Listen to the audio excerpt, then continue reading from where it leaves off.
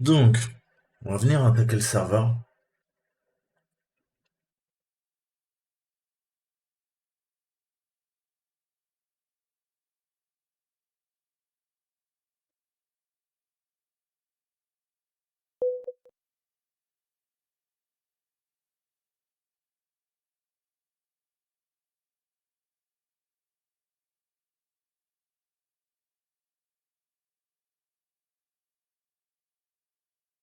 80-80.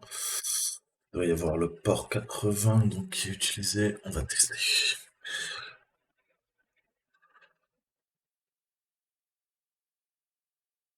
Donc, voyez, hein, c'est une technique d'offuscation, encore une fois. Alors, qu'est-ce qu'a fait l'admin? Le port 80, il l'a rerouté sur le 80-80. Bon, vous voyez que ça n'empêche pas quelqu'un qui sait scanner les ports de trouver le bon port pour se connecter au serveur web. Ok? Donc là, bien sûr, c'est un entraînement. Hein, il nous dit, bah écoutez, voilà, hein, tu peux uploader ta charge utile. Vas-y, montre-moi ce que tu sais faire. Ou éventuellement, bah, écoute, crée un petit HTA. Ok? Moi, j'aime bien le HTA. Donc, bah, on va utiliser MSF. Comme on avait fait la dernière fois, on va pousser. Et après, je vous montrerai comment migrer le processus et comment faire de la post-exploitation avant de se déconnecter. Pour effacer nos traces, on a un petit module dans Metasploit. Ok?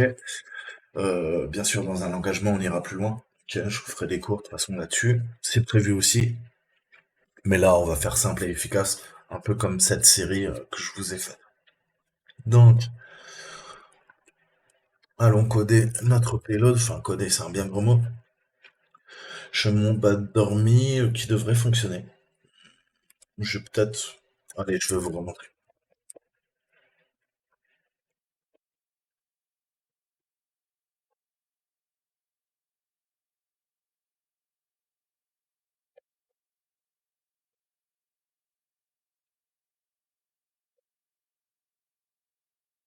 Voilà. Venom, on est bien. VBA, ça va pas le faire. Moi, je fais du HTA comme la dernière fois, c'est du PSH, PowerShell. On va lui donner quand même une sortie. On va lui dire ce que vous voulez. Hein. Try, HTA. Allez.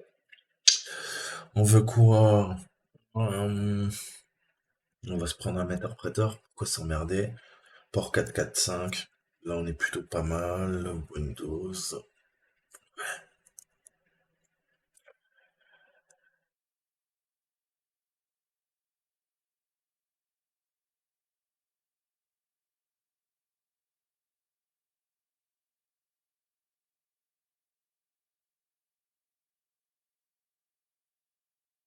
Donc, pendant ce temps, on va s'ouvrir Massive Console.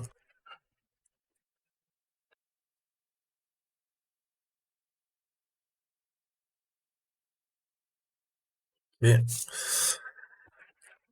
alors, Host. On va lui dire une 0. On sera content. Porte. On va lui dire 445. On va être content. Euh,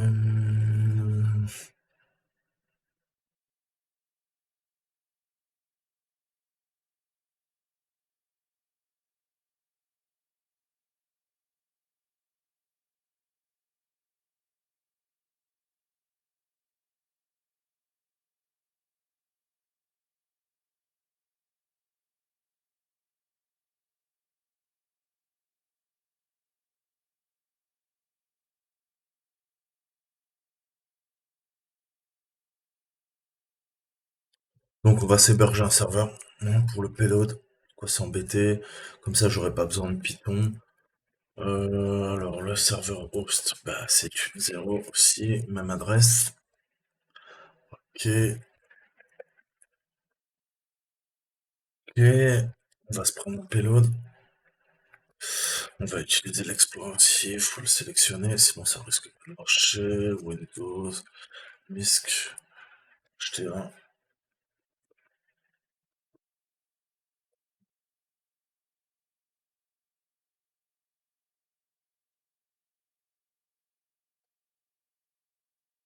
Ok.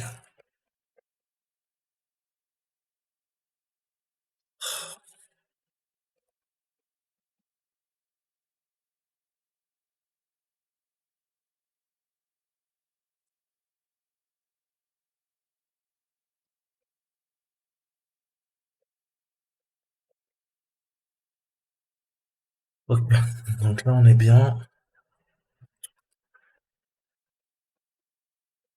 Notre charge utile, on a vu qu'on a encodé en bon, interpréteur.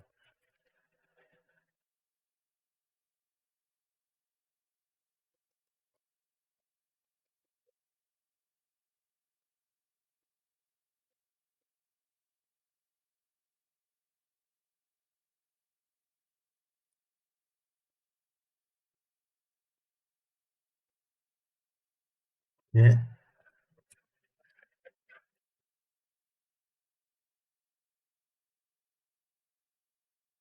alors, donc voilà, soit vous vous créez vous-même le HTA, vous l'avez bien compris, et vous hébergez via un serveur Python, soit vous avez le module de MSF. Là, c'était juste pour vous montrer. Ok. Euh, la charge utile, créée. Donc à vous de la délivrer, mais l'attaque est la même. Donc voilà, on a notre VBS. Sudo UFW4.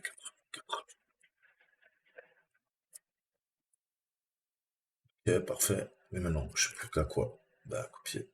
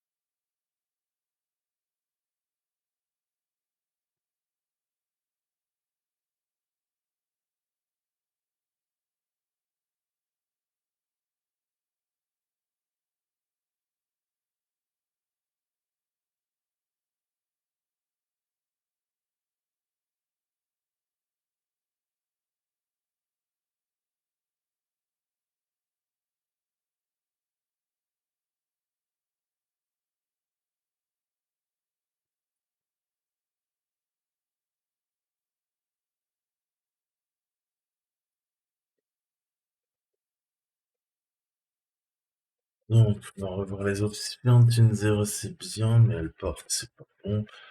Porte, on a dit quoi? Sur le 4, 4, 5. Ok. Serveur porte, bien. 80, 80, ça passe. On en a client. On va aller sur notre ami Go Home. Un petit lien cadeau. Le lien a été visité.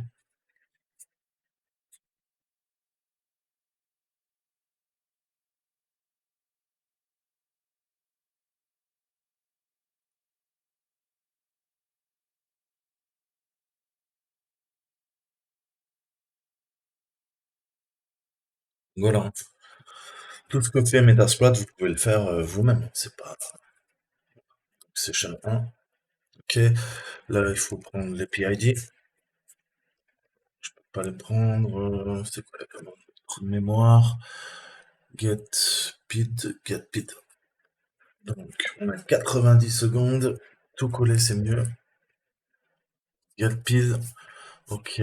PID pour l'instant. Je vais faire un migrate.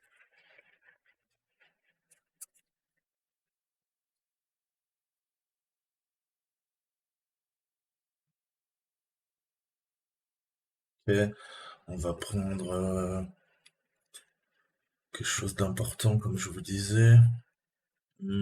PID. NT Authority. Voilà. Celui-là. Très bien. Ou prendre le SVC host, parce que lui, il n'a pas les droits. On va prendre celui-là. Voilà, un petit PID de 560. SVC host.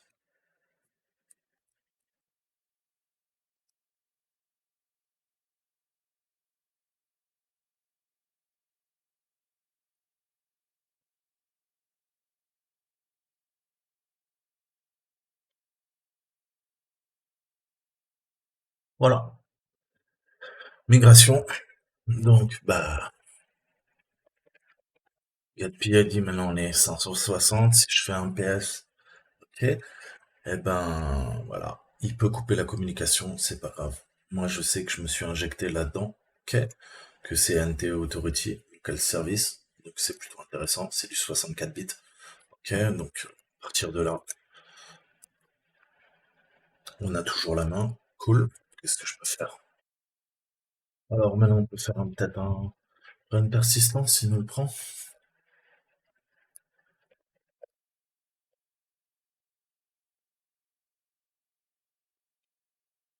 Ok.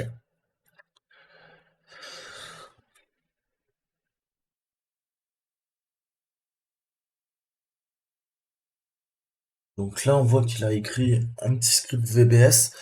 Qu'est-ce que j'aurais pu faire? Généralement, on fait plus propre, hein. Je lui ai demandé, par exemple, un X. Ça, c'est pour démarrer l'agent lors du démarrage de la machine cible. On peut lui mettre un grand U aussi. Alors là, ça va démarrer l'agent lorsque le user se log, hein, sans forcément avoir redémarré sa machine. Vous pouvez mettre un intervalle de temps si vous voulez jouer. Je peux dire quoi? Je peux lui dire, écoute, je sais pas, 15, ok? Intervalle entre chaque demande de connexion. Je peux lui mettre un port, lui dire, bah écoute, vas-y, utilise le HTTPS parce qu'il y a de fortes chances qu'il soit ouvert et qu'on contourne le pare-feu. Et je peux lui dire, bah, écoute, tu fais un reverse shell, hein. Tu fais une connexion à l'inverse vers ma machine. Ok, 10, 11, 26, 90. Ok, ça passe aussi. Donc on voit qu'il y a eu plusieurs PID, hein, qui ont été attribués. Ça tourne, il y a de la persistance, il y a deux agents, le 33 64 21 36, 33 64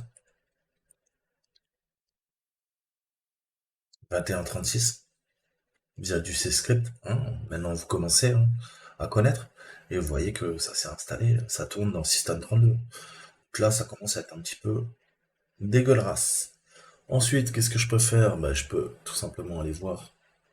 Visiblement, là-dedans, il y a des petites choses méchantes. Ok. Donc là, vous voyez que par défaut, d'ailleurs, quand j'ai tapé persistance, il faut le configurer. Sinon, ça ne prend pas le tunneling. Ça prend bien mon port 444, mais ça ne prend pas la bonne adresse IP. Vous voyez? J'aurais dû faire le R et mettre 10 11 26 90. Sinon, vous tapez sur votre réseau local, ça ne va pas marcher de l'extérieur. Ok. Enfin, à moins que vous achetiez le même réseau, vous m'avez compris. Et naturellement, bah, hein, il faudra faire des routes, ok, et faire du port forwarding, ok. Vous avez également autoroute, ok. On a nos deux programmes VBS qui nous servent de backdoor, ok. Donc c'est un moyen d'ajouter de la persistance, ok. On va regarder un.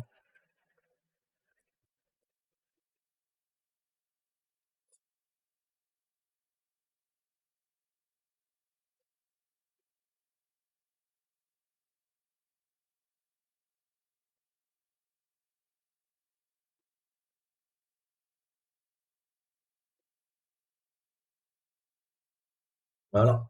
Ça ressemble à la porte dérobée. Ok. La charge utile qui est offusquée,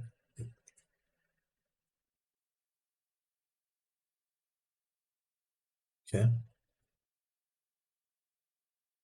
Et après, bah, type, notre fonction, hein. Donc vous voyez qu'il y a un peu d'offuscation quand même qui est utilisée puisque on voit que ce qui est passé en paramètres, hein, on a l'appel aux méthodes, aux fonctions, les classes et tout, c'est à peu près normal, mais après on voit qu'il y a quand même de l'offuscation. Visiblement, on encode, on décode en base 64, ok, pour avoir quelques petites techniques de fun. Hein, là, on voit bien que bah, ça a été encodé. Et après, le reste est en clair. Ok, on a nos dim. Mais bon, c'est pareil, quoi. Ça, vous savez pas ce que c'est. Ok. Donc on voit qu'il y a de l'obfuscation qui est mise en place quand même. Et du coup, bah, qu'est-ce qui se passe? Qu'est-ce qui se passe? Qu'est-ce qui se passe? Eh ben, je vais pouvoir tout simplement récupérer la main hein, quand je veux, à partir de ça. Ok. Donc là, on va essayer de se loguer, on va migrer dans un truc plus vicieux encore sur Logon UI. C'est le 2732. Alors, migrate, ok, get speed. Donc moi, je vais lui faire un migrate. Je suis 3980 et je veux migrer.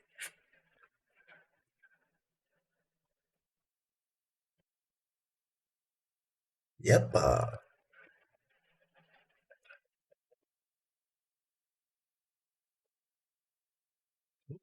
encore mieux. Donc là, vous voyez, en fonction du processus que vous migrez, c'est la fête du slip, quoi, hein. Vous pouvez, là, je suis un NT Authority System, je suis vraiment le roi du pétrole. Voilà, hein, j'essaie de faire un get system pour élever, faire ma privesque, ok, élévation de privilège. Il me dit, hey Coco, t'es déjà administrateur, qu'est-ce que tu veux?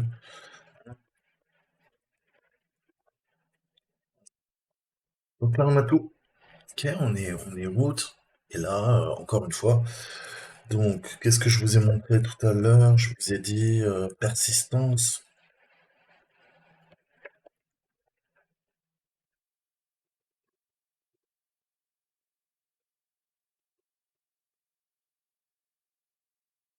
Ok. Donc, on voit qu'on a plein de modules, hein. Ça, je le disais, pour tout apprendre, hein, pensez à Autoroute pour faire du routing, hein, du path forwarding. Vous avez plein de trucs, hein. Enum on user et tout ce que vous avez, quoi. Gathering, hein, manage, PowerShell, recon, ok. Web, screen unlock, ok. Je serai pas,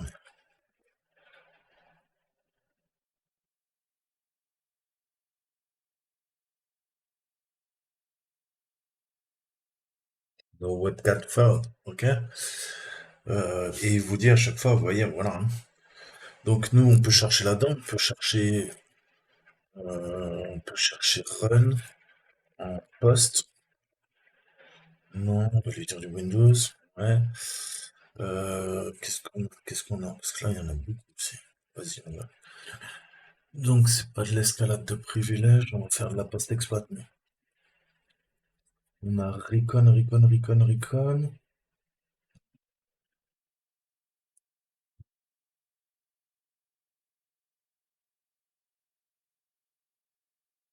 Manage persistance exe. C'est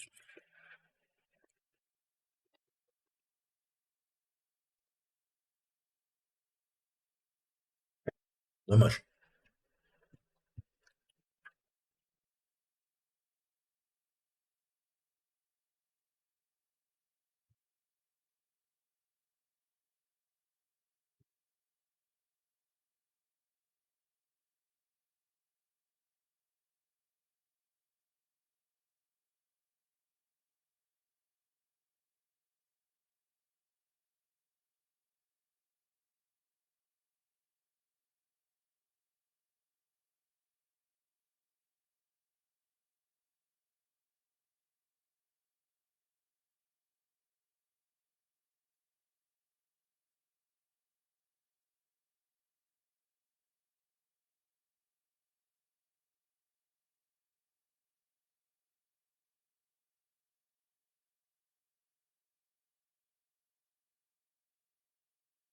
Donc là, qu'est-ce qu'on peut les faire? Persistance. Hmm. Bonne persistance.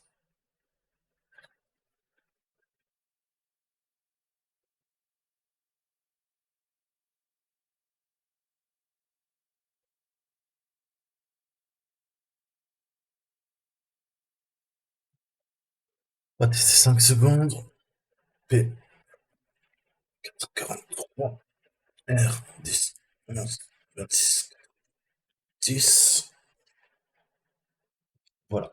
Et là, vous voyez que comme vous êtes administrateur, eh ben, il peut utiliser des techniques de persistance beaucoup plus évoluées. Ok? Ok, on a encore notre script VBS à la con. Ok? Pas de problème. Mais on a également quoi? On a des clés de registre maintenant. Ok? Et dans ces clés, on a quoi? Bah, on va pouvoir charger ces clés de registre au démarrage de la machine. Ok? Donc là, techniquement, si je faisais un reboot, eh ben, je récupérerai toutes les 5 secondes. Il y a une demande qui est faite sur le port 443 de mon ordinateur pour que je récupère la main. Ok? Est-ce que je peux vous montrer la clé?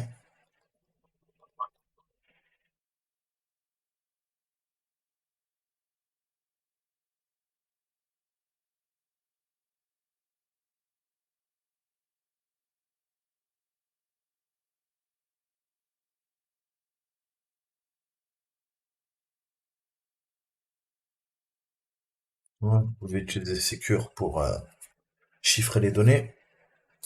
Vous pouvez utiliser du pivot. Hein, c'est vraiment complet. Hein. Je vous ai dit, il faut creuser, creuser, creuser, creuser.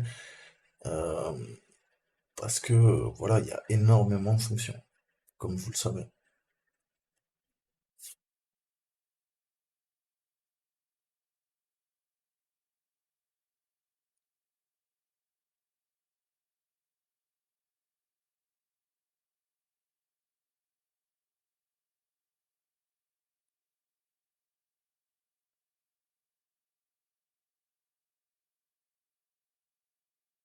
Hein, vous voyez bien la persistance ou pas?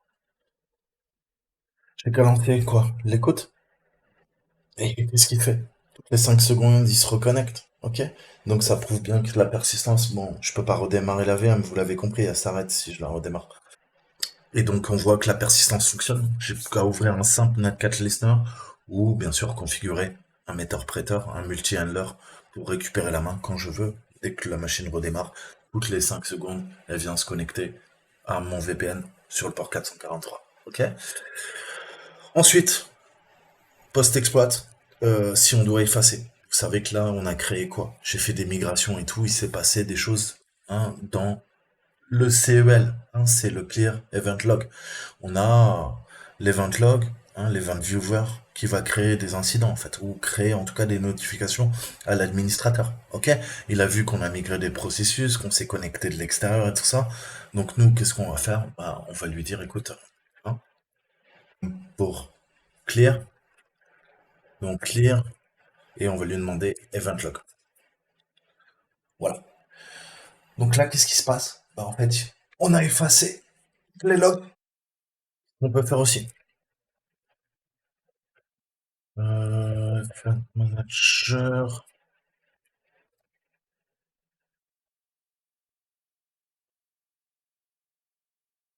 Ok. Donc celui-là, il est encore plus flexible, puisque on peut supprimer qu'une log ou certains endroits. On peut lui demander de lister.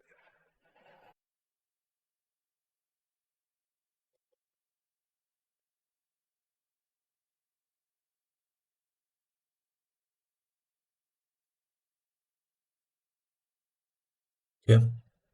On voit qu'on est à zéro. On est à zéro, donc bah, ouais, il y a du PowerShell, il y a des traces, système. Qu'est-ce que je peux faire? Du coup, bah, on n'a qu'à lui dire. PowerShell, c'est quoi? Filter, clear, event log, alors all.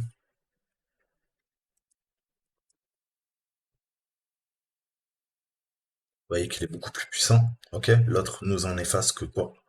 Nous en efface que 3. Donc là, on est bien.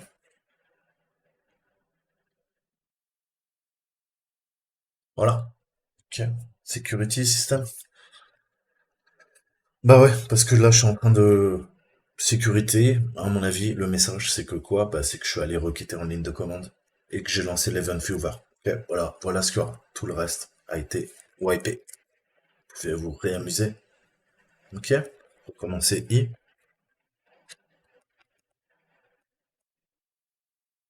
1 et 2. Ok? C'est les événements concrets en consultant l'event log via le module de PowerSplat.